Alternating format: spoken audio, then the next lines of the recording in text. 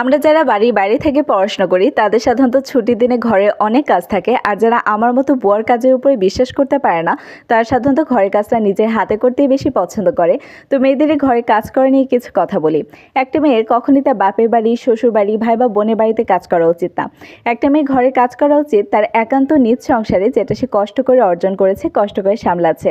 ধরুন আমি রাজশাহী ইউনিভার্সিটিতে কষ্ট করে চান্স পেয়েছি, এখানে আমি হোস্টেলে থাকি, এখানে আমার রুল চলে, এখানে আমি জানি আমাকে কখন কি কাজ করতে হবে। এখানে আমাকে ঠেলা দিয়ে, কথা শুনিয়ে বা কাজে খুদ ধরে কাজ করানো কেউ নেই, কারণ এটা আমার সংসার। আবার যে মেয়েটা সিঙ্গেল, চাকরি করছে হোমটাউনের বাইরে, সেও কিন্তু জানে তার একা সংসারটা তার কীভাবে সামলাতে হবে। আপনি যখন অন্য কারো সংসারে থাকবেন না, তখন আপনি একটা কাজ করলে ওই সংসারটা যে রুল করছে, আপনার করা কাজটা তার পছন্দ নাও হতে পারে।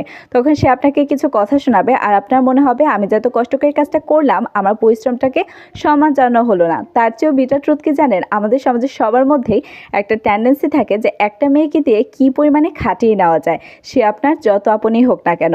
আপনি মনে রাখবেন, আপনি কাজ করবেন সেখানে যেখানে আপনার পরিশ্রম, আপনার সহযোগিতামূলক মনোভাব আর আপনার মূল্যবান সময়কে সম্মান জানানো হচ্ছে। আর যদি সম্মান না জানানো হয়, আমার অ্যাডভাইস থাকবে জেদ করে হলেও কাজ করবে না, কারণ সেলফ রেসপেক্ট যদি পরিবারের সদস্যদের সামনে না দেখাতে পারেন, তাহলে অন্য কারো সংসারে গিয়ে তারা আপনাকে দিয়ে কামলা খাটাবে, এটাই স্বাভাবিক।